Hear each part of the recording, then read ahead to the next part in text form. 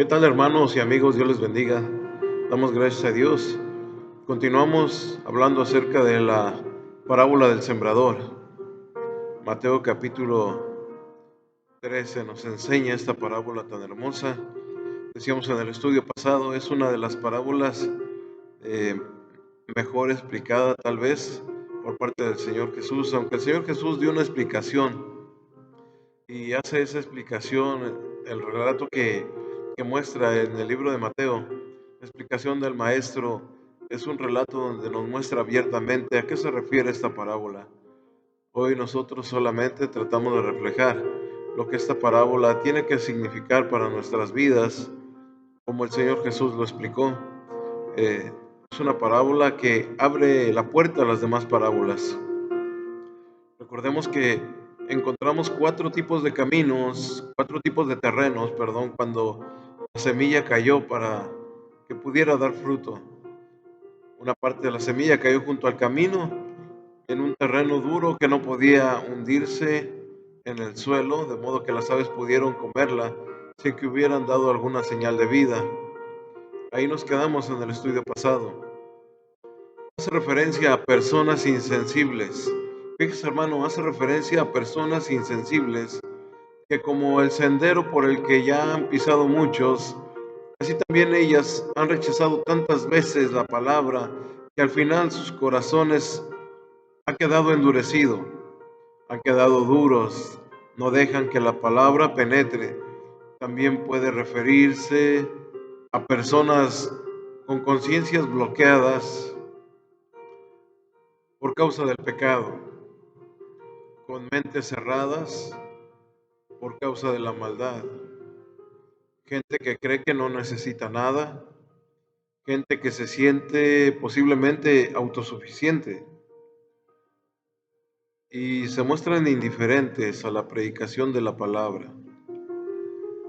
Lo podemos notar día a día, hermano, cuando se escucha la palabra, se predica la palabra, podemos darnos cuenta de gente que es insensible a la palabra de Dios. Tiene un corazón duro, un corazón cerrado a la palabra. Piensan que no necesitan nada de Dios. Se muestran indiferentes a la predicación de la palabra porque para muchas personas, hermano, el escuchar una predicación o el escuchar que se les predique la palabra de Dios les parece alguna cosa ridícula o inútil. En todos estos casos, hermano, es porque Satanás no tiene ninguna dificultad en quitar la semilla que ha sido sembrada, pues su labor se facilita debido a lo que estas personas han vivido, experimentado y lo que están pensando. La gente, hermano, que ha escuchado la palabra sin dejar que haga efecto alguno en su vida, sin esperanza de resultado, no puede dar un fruto. Es una tierra dura. Y por el paso de los años, hermano, por la gente que ha pisado ese lugar, es tal su dureza, hermano, que le impide que la semilla penetre. Por cosas vividas, por pensamientos, por nuevas ideologías, por maneras de pensar. Y muchas veces, hermano, lo traen desde la niñez, porque así les fue inculcado, porque eso fue lo que les enseñaron, sin ningún fundamento, sin ningún escrito, sin alguna evidencia de que eso que fue inculcado sea real. Y todo esto impide que la semilla penetre. Este es el que fue sembrado junto al camino. Ese tipo de personas lo podemos ver diariamente en nuestra área de trabajo, en la escuela, en la calle, muchas veces también en nuestras familias. No dejan que esta palabra penetre y que haga efecto. Ahora veremos, hermano, otro tipo de tierra, y es el que fue sembrado en pedregales. Dice la palabra del Señor en el verso 20 de ahí de Mateo 13, el que fue sembrado en pedregales, este es el que oye la palabra y al momento la recibe con gozo, pero no tiene raíz en sí, sino que es de corta duración, pues al venir la aflicción o la persecución por causa de la palabra, luego tropieza. Nos damos cuenta, hermano, aquí que escucha la palabra y fíjese, hermano, que dice la palabra del Señor que la recibe con gozo.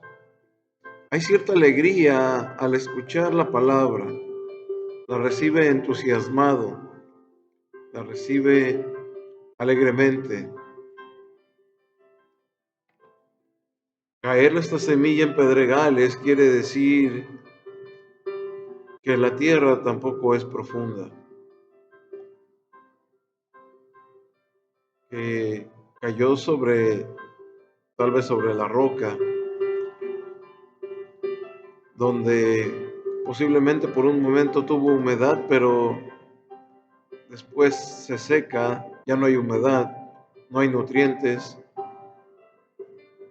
y no puede echar raíz. Por lo tanto, la semilla muere también.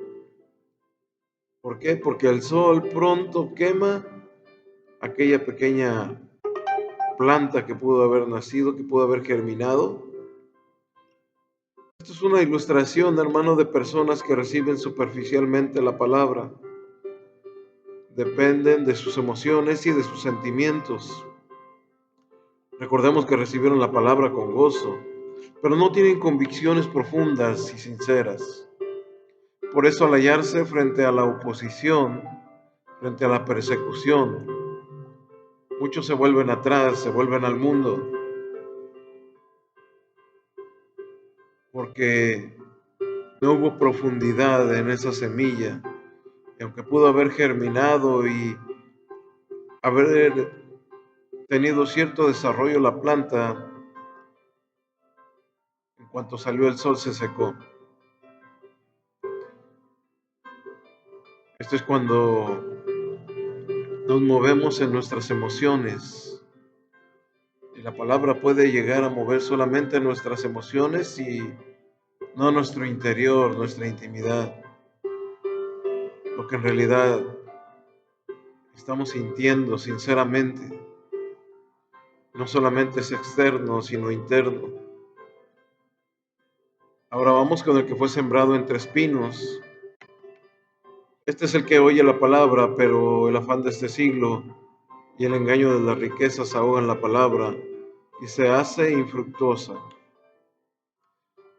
Este es el tercer caso de un terreno y una semilla, pero aquí nos dice que cayó entre espinos. Y aunque la germinación fue perfecta y el crecimiento pudo haber sido bueno, las espinas oprimieron de tal forma que esta planta no pudo llevar fruto. Cuando la semilla se sembró, el terreno parecía estar bastante limpio, pero ahí estaban las semillas de los espinos también, que nacieron juntamente con ella. Estas semillas de los espinos nacieron juntamente con ella. En Lucas capítulo 8, verso 7 dice: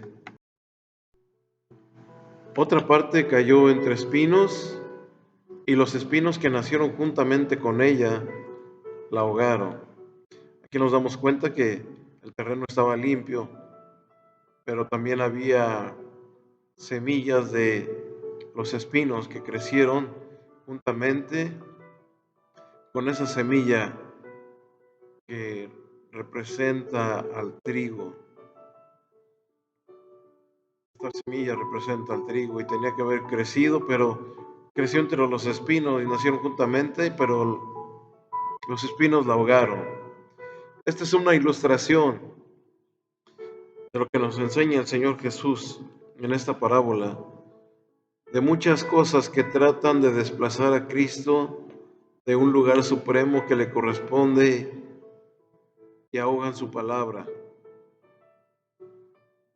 una palabra que para nosotros debe de tener mucho valor, una palabra que tenemos que atesorar nosotros, pero en muchas ocasiones vienen los intereses, vienen las preocupaciones, personas ansiosas, nerviosas, siempre con tensión.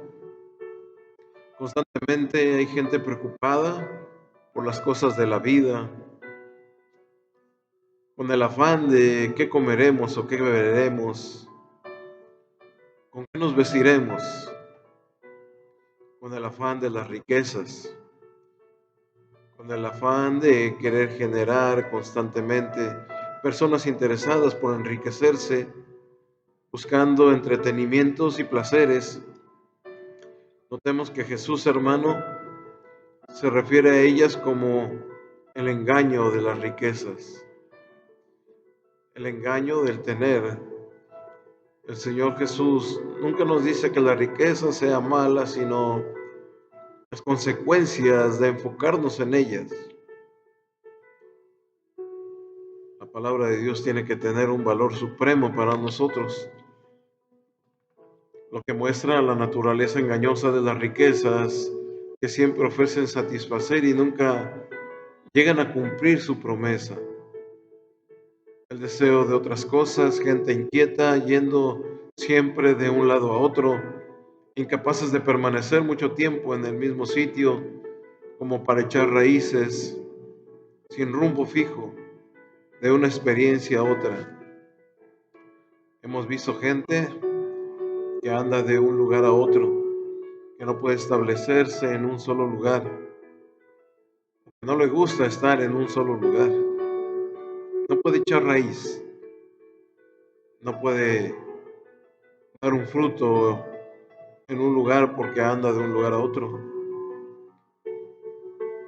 Mientras que el sol seca rápidamente los tallos que surgieron entre los pedregales, los espinos ahogan lentamente a la espiga.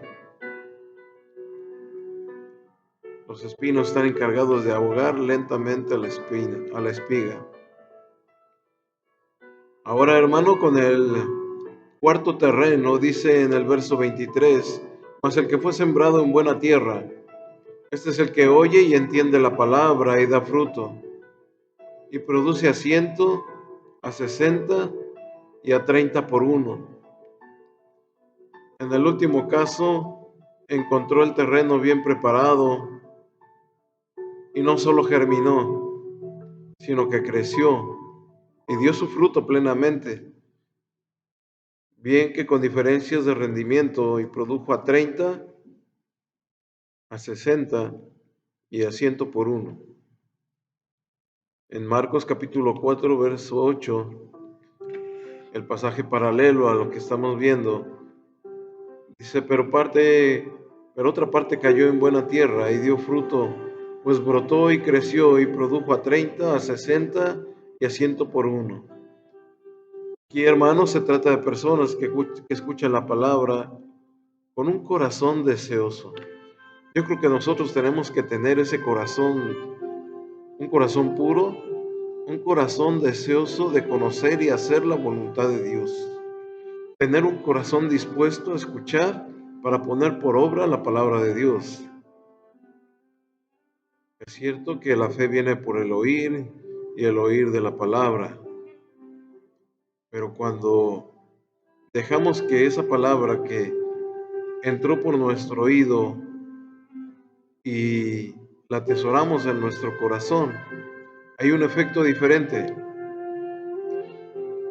El corazón debe estar deseoso de conocer y hacer la voluntad del Señor.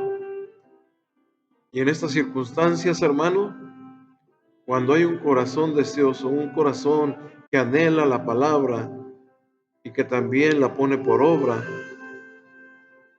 esa tierra, hermano, siempre va a producir fruto, siempre va a dar un fruto.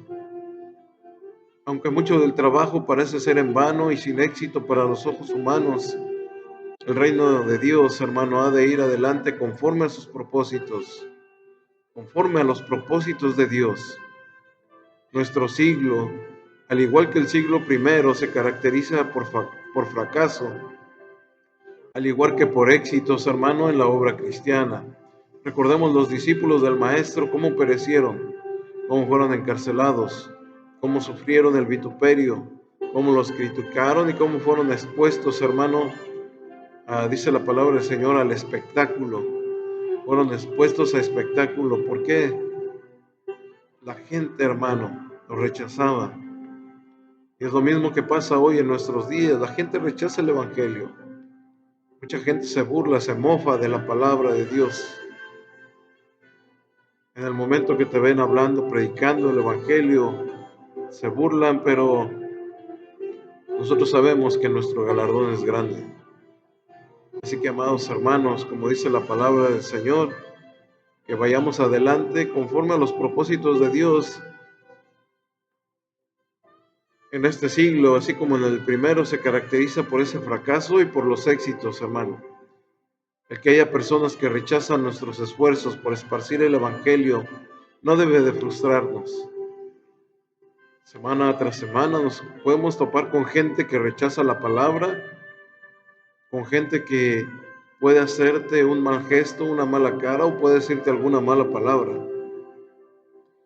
Pero esos no son motivos, hermano, para frustrarnos y darnos por vencidos, sino todo lo contrario. No tenemos que olvidar, hermano, que el Señor también pasó por lo mismo. Fue criticado, fue expuesto, fue vituperado, fue golpeado, incluso llegó hasta la cruz. Así que, hermanos, los enemigos de la palabra, la parábola nos muestra que Satanás se esfuerza por impedir que la palabra arraigue en los corazones. En Marcos capítulo 4, verso 15 dice, enseguida viene Satanás y quita la palabra que se sembró en sus corazones. Satanás también hace su trabajo, hermano,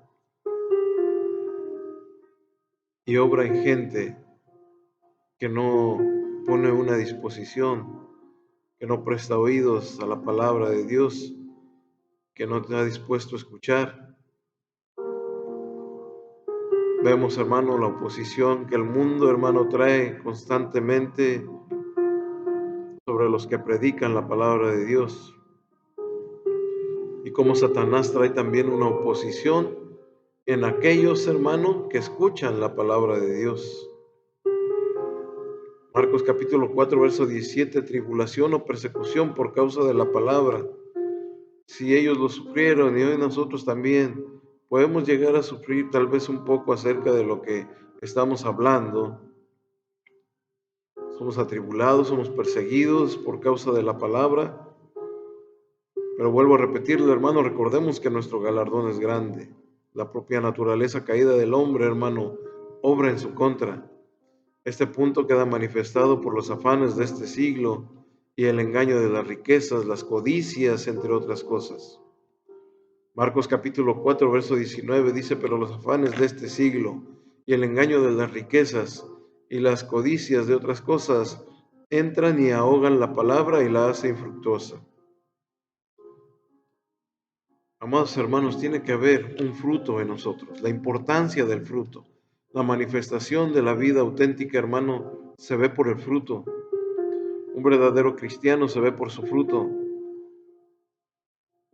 Una verdadera semilla que pudo germinar, pudo crecer en el corazón de una persona, puede mostrar un fruto. Aquellos que afirman haber recibido la palabra de Dios deben comenzar inmediatamente a producir fruto del Espíritu de Dios. Cuando hablamos de fruto, hermano, es decir, fruto del Espíritu, lo que es el amor, el gozo, la paz, la paciencia, la benignidad, la bondad, la fe, la mansedumbre, la templanza, escritos en Gálatas capítulo 5. Tenemos que mostrar que todos estos frutos deben de estar en nuestras vidas, deben de estar en nosotros. Debemos mostrar que estamos dando un fruto. El mismo Señor Jesús dijo, por sus frutos los conoceréis, en Mateo capítulo 7, verso 15 al 20. Voy a darle lectura rápidamente. Dice, guardaos de los falsos profetas que vienen a vosotros con vestidos de ovejas, pero por dentro son lobos rapaces. Por sus frutos los conoceréis. ¿Acaso se recogen uvas de los espinos o higos de los abrojos? Así todo buen árbol da buenos frutos, pero el árbol malo da frutos malos. No puede el buen árbol dar malos frutos, ni el árbol malo dar frutos buenos. Todo árbol que no da buen fruto es cortado y echado en el fuego.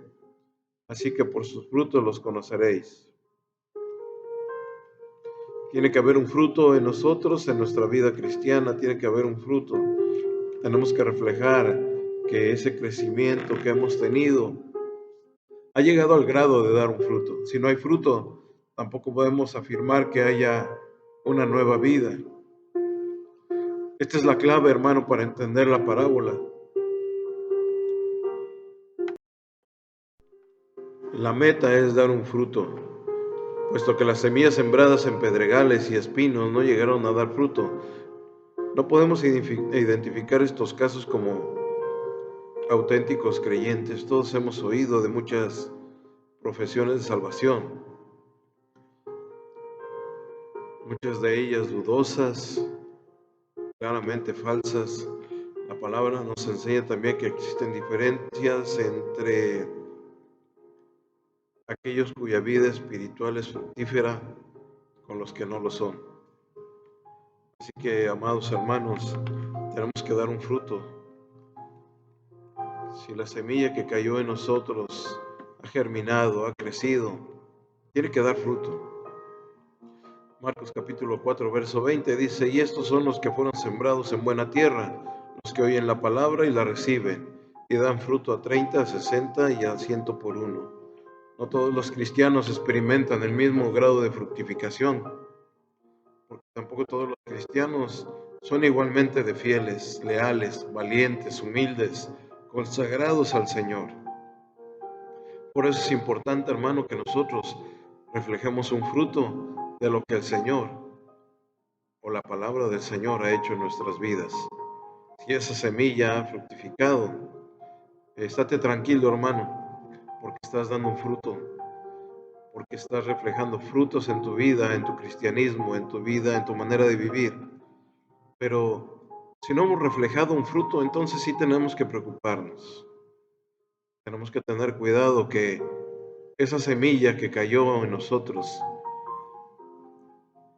no la vaya a quitar Satanás, no la vaya a secar el sol, o no la vaya a ahogar, hermano, las riquezas o los deleites de la vida. Vamos a continuar en un siguiente video, hermanos. Damos gracias a Dios por esta oportunidad nuevamente y que Dios me los bendiga a cada uno de ustedes.